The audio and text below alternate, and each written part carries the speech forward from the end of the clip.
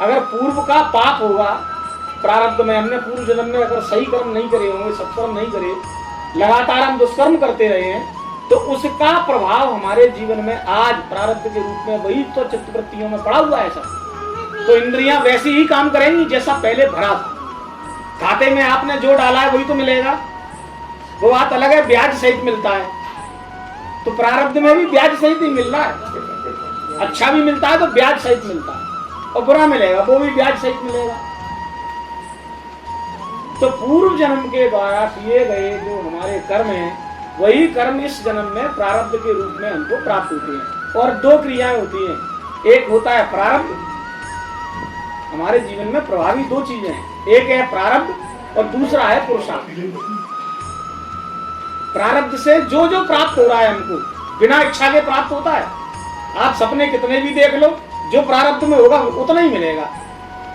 लोग लाखों रुपए कारोबार में फंसा देते हैं, और प्रारब्ध में अगर चिड़ैया उड़नी है तो उड़ेगी। लेकिन जब तक प्रारब्ध में घर भी गया, दुकान भी गया था, तुम जाके अपनी जात के राम नाम, आप समझे नहीं, वो अगले के लिए जुड़ रहा है, अगले के लिए जुड़ रहा है। आप कर रहे हो, इतना इतना फ्लेक्सिबिलिटी मिलती है राम नाम की कि आपके पूर्व जन्म के किए गए जो कर्म हैं अच्छे नहीं है, तो इस जन्म में जो जो आपके जीवन में घटनाएं घट रही हैं, ये इस जन्म के किए गए कर्म से नहीं घट रही। कोई एक व्यक्ति ऐसा बताओ, सिंगल वन पर्सन, जो ये कहता हो अरे मैं तो बहुत बढ़िया करता हूँ, मेरे संग भी बुरा क्यों होता है। किसी भी व्यक्ति से पूछना जिसके जीवन में घटना घटे, वो ये कहता मैं बहुत अच्छा करता हूँ, पता नहीं हमारे संग भी ऐसा क्यों होता है। तो सब अगर यही सोच रहे हैं तो फिर ये हो क्यों रहा है। भैया ये आप सोच रहे हो, ये आज का सोच रहे हो, आज आपने नहीं किया किसी के साथ, लेकिन करके आए हो, इसका बोध नहीं है आपको। आपके पास आपकी प्रारब्ध की किताब, नोटबुक आपके पास नहीं है। प्रारब्ध की रचना पहले होती है, शरीर की रचना बाद में होती है। प्रारब्ध पहले रचा, पाछे रचा शरीर, शरीर बाद में रचा गया, प्रारब्ध पहले रचा गया। बेमाता लिखती है इस प्रारब्ध को, और देखो बेमाता ने तो आपकी वो किताब लिख दी है बकाया, इस प्रारब्ध की रचना, इस प्रारब्ध का विधान, इसके विधाता तो आप ही हो। अपने अगले जन्म का प्रारब्ध कैसा हमको जन्म लेना है, ये आज आप लिख सकते हो। आपको अगले जन्म में श्रीमान के घर में जन्म लेना है, आपको अगले जन्म में कसाई के घर में जन्म लेना है, आपको अगले जन्म में कैसी स्थिति में जन्म लेना है, गधा बनना है, घोड़ा बनना है, ऊंट, बिल्ली, बंदर, जो भी आपकी इच्छा हो आप बन सकते हो, स्वतंत्र हो आप इसके लिए। परमात्मा ने सारी शक्तियां देके आपको भेजा, कहीं लेस मात्र भी कोई ऐसी कमी नहीं है जिसके कारण आपको कोई परेशानी हो। स्वतंत्र बना दिया, जैसे परमात्मा अपने सृष्टि को बना के स्वतंत्र है, ऐसे ही परमात्मा ने हमको बना के और हमको सारी स्वतंत्रताएं दे रखी हैं। बोलो हम अपने प्रति स्वतंत्र हैं कि नहीं? पूर्ण स्वतंत्र हैं। वो बात अलग है कि हम किसी का बंधन स्वीकार कर लें, वो हमारी इच्छा है, हमने स्वीकार कर लिया, लेकिन हैं हम स्वतंत्र। सोचने में स्वतंत्र, अरे अपनी अंतरंग क्रिया में तो स्वतंत्र ही हैं। हम किसके विषय में क्या सोच रहे हैं कोई क्या जाने, तो हम स्वतंत्र हैं। ऐसे भगवान ने पूर्ण स्वतंत्र हमको बनाया है। तो जब स्वतंत्र बनाया है तो क्रिया कैसे चल रही है? बोले प्रारब्ध से जीवन चल रहा है। अब हम भगवान का नाम ले रहे हैं, और नाम लेते लेते नाम का फायदा क्या मिलता है? बोले पूर्व जन्म में जो भी हमारा पूर्व जन्म के कारण जो प्रारब्ध आया, खराब प्रारब्ध, अगर हम नाम के आश्रय में हैं तो वो बड़ी घटना जो प्रारब्ध से होने वाली थी, भगवान की कृपा से वो घटना का प्रेशर कम हो गया। गर्दन कटनी थी एक बार अकबर की, कट गई वहां से पहले उंगली। बीरबल ने से कहा, अकबर ने कहा ये क्या देखो बीरबल मेरी उंगली कट गई। उसने कहा भाई ये बहुत बढ़िया हुआ, ईश्वर जो करता है वो अच्छा ही होता है। तो लेकिन उस वक्त उसको इतना बुरा लगा कि मेरी उंगली कटी और ये कह रहा है बड़ा अच्छा हुआ। तो कुछ दिन तक बीरबल का आवागमन, वो थोड़ा राजा रुष्ट हो गए, और राजा और नेता रुष्ट हो जाए तो समझ लो तो कुछ दिन तो वो दूर ही रहे। फिर एक दिन क्या हुआ, राजा शिकार खेलते खेलते खेलते खेलते जंगलों में चला गया। अब जंगलों में क्या हुआ, वहां पे भीलों की एक कन्या का विवाह होना था। तो विवाह की उनकी मतलब जो वन में रहती है उनकी एक रिवाज होती है कि पहले बलि होती है, उसके बाद विवाह की वेदी पे वो वर और कन्या बैठती है। तो उनने की नर बलि देनी थी, तो नर बलि के लिए उनने कुछ नहीं तलाश हो, कोई नर मिल जाए हष्टपुष्ट दवा जैसा खाता पीता रहा। तो राजा के यहाँ तो खाने पीने की कमी थी नहीं, राजा हष्टपुष्ट था तो राजा ही मिल गया उनको। तो गप उनने राजा पकड़ लिया। हाँ चलो, बोले कहाँ, बोले ऐसे ऐसे हमारे यहाँ बिटिया की शादी है और आज नरबली है, ताकि बात विवाह भेज के आगे की कार्रवाई शुरू होगी। तो भैया राजा का स्नान ध्यान कराया, सब कुछ कराया। तो पुराने जमानों में पत्थर की वो बलि वाली जगह बनाते थे, गोल घेरा दो पथराई बनाई उनने, वहां में गर्दन फंसाई और बस फिर वो कटती। तो जब वो नहला धुला के तब तक किसी का ध्यान नहीं गया और राजा अपनी गद्दी पे बैठा, सामने बलि की प्रथा शुरू हो रही थी, क्रिया शुरू हो रही थी। और जैसे ही राजा की खोपड़ी उनने लगाई तो राजा के दोनों हाथ ऐसे और खोपड़ी वहां में फंसा दी। जैसे ही वहां के दोनों हाथ आगे आए, एकदम राजा की दृष्टि पड़ी, अरे बोलो रुको रुको, इसकी बलि नहीं हो सकती। तो क्यों? सबने पूछी महाराज क्यों? अरे ये तो मूर्ति खंडित है, छोड़ दो इसको। तो फट राजा को छोड़ दिया। जैसे ही राजा को, देखिए सत्य वचन समय आने पर प्रकट होते हैं। आज मैं इतनी बातें कहता हूँ, मुझे मालूम है एक भी दिमाग में नहीं होगी, लेकिन जब भी कोई समय ऐसा आएगा ये बात अपने आप प्रकट हो जाती है। इसलिए कहते हैं महात्मा मरते नहीं है, गुरु हुए, संत हुए, महंत हुए, मरते नहीं है ये, क्योंकि ये वाणी से प्रत्येक मनुष्य के हृदय में विद्यमान रहते हैं। वाणी जिंदा है, शब्द अमर है, अक्षरो ब्रह्म, इसलिए अक्षर को ब्रह्म कहा गया है। अक्षर माने जिसका कभी क्षरण नहीं है, जैसे आत्मा का क्षरण नहीं है और शब्द का भी कोई क्षरण नहीं है।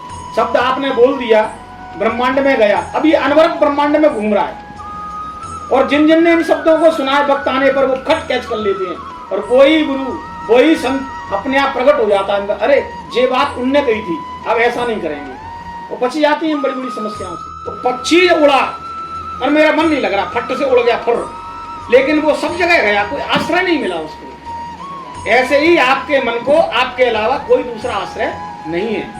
तो ये क्या करेगा, 10-20 मिनट तो ये उड़ेगा चारों तरफ, 10-20 मिनट के बाद ये मन फिर अपनी उसी स्थिति में आ जाएगा, क्योंकि आपके बिना इसका अस्तित्व नहीं है। आपके संग ही ये आता है, आपके संग ही ये जाता है, सदा आपके संग ही रहता है। इसलिए अपनी सत्ता को पहचानो, आप सर्वोपरि सत्ता हो। मन तो सब आपके दास हैं, मन भी है, बुद्धि भी है, चित्त भी है, अहंकार भी है, ये सब आपका ही अंतःकरण है। आपको उपयोग करने के लिए परमात्मा ने ये सूक्ष्म शरीर के साथ ये अंतःकरण तैयार किया है। तो इसलिए ये नहीं लगता कोई बात नहीं है, लेकिन क्रिया को मत रोको, इसी का नाम नियम है। नियम किसको कहते हैं? आज मन नहीं है तो आदमी छोड़, अरे यार रोज तो कर रहे हैं, आज रहेंगे, कल कर लेंगे, ये नियम भंग कर दिया आपने। फिर कल करेंगे, कल कभी आती नहीं है।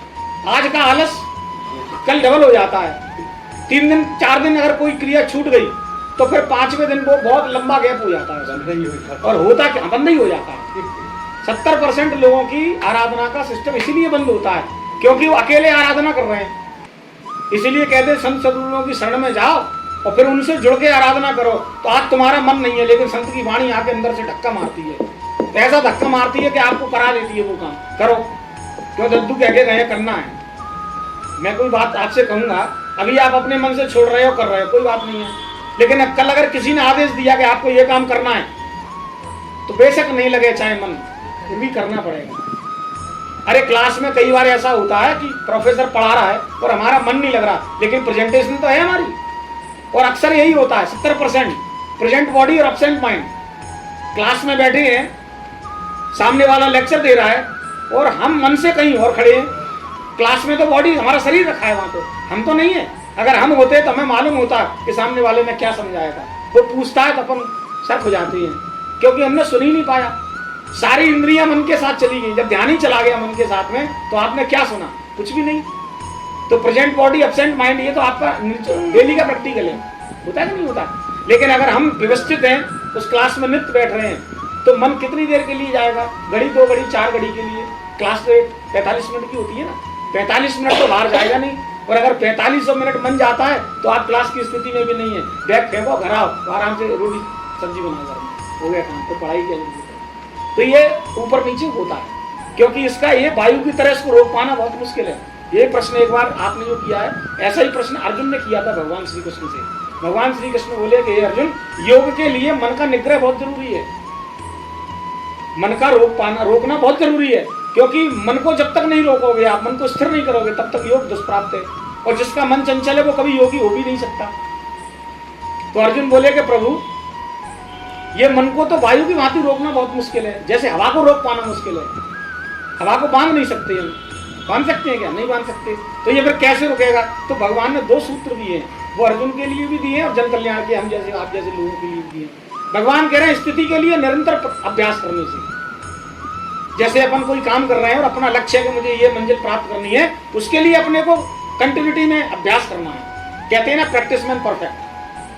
करत करत अभ्यास के जड़मति योत सुजान रस्सी आवत जाते सिल पर। साधारण सी मूंज की रस्सी भी निरंतर जब पत्थर पे एक ही जगह और अभ्यास एक जगह, क्योंकि लक्ष्य है हमारा इसको भेदना, एक ही जगह जब निरंतर हम लोग अभ्यास करते हैं तो साधारण सी मूंज की रस्सी भी पत्थर में निशान डाल देती है। क्या पत्थर में इतनी ताकत होती है? क्या मूंज की रस्सी उसको भेद सकती है? एक आध बार घिस्सा लगा दिया जाए नहीं करेगी। लेकिन निरंतर एक ही जगह पर और अभ्यास किया जा रहा है। ये प्रैक्टिकल पुराने समय में गांव में कुओं पे होता था। पानी खींचते रहते दर्रे पड़ जाते थे। तो भाई साहब ऐसा होता था कि रस्सी के लास्ट में गठान बंधी रहती थी, तो कई बार मान लो हाथ से छूट भी जाती थी तो दर्रे से रस्सी बाहर नहीं जाती थी, गठान पड़ जाती थी। समझाए? तो करत करत अभ्यास के, यानी आपको अपनी स्थिति के लिए, अब हमारे जैसे भगवान का भजन कर रहे हैं तो क्या स्थिति है हमारी? आत्म साक्षात्कार। इसके लिए जो जो साधन संत सद्गुरुओं से हमें प्राप्त होते हैं उसके लिए हमें जो नियम उन्होंने दिया उस नियम का निरंतर पालन करना। आज मन नहीं लग रहा, कोई बात नहीं है, लेकिन हम अभ्यास कर रहे हैं। और कैसे? वैराग्य के साथ। अब वैराग्य क्या होता है? वैराग्य ये होता है कि हमको 4 बजे बोला था दद्दू ने, कहिए आपको 4 बजे इतनी देर तक भगवान का भजन करना है। अब वैराग्य ये है कि 4 बजे जो भी अपने दिनचर्या के कार्यक्रम है उन सब से अपने आप को मुक्त करके निश्चित समय पे आपको इस स्थान पर बैठना है और जो क्रिया दी गई है उसको करना है। 1 घंटे की कोचिंग में बच्चा IIT फाइट कर जाता है। 1 घंटे की कोचिंग में बच्चा MBBS की तैयारी करके वो फाइट कर जाता है। 1 घंटे की कोचिंग, वो भी बहुत ज्यादा लंबा समय नहीं है। 1 घंटे की कोचिंग, जैसे एक छोटी सी टैबलेट सुबह आपने खाई, पूरे दिन आपको वो टैबलेट काम कर रही है। ऐसे ही परमात्मा का नाम अगर भोर में उठ के आप लेते हो तो जैसे टैबलेट पूरे दिन काम करती है, टैबलेट शरीर को सही रखने का काम करती है और भगवान का नाम आपके अंतःकरण को सही रखने का काम करता है।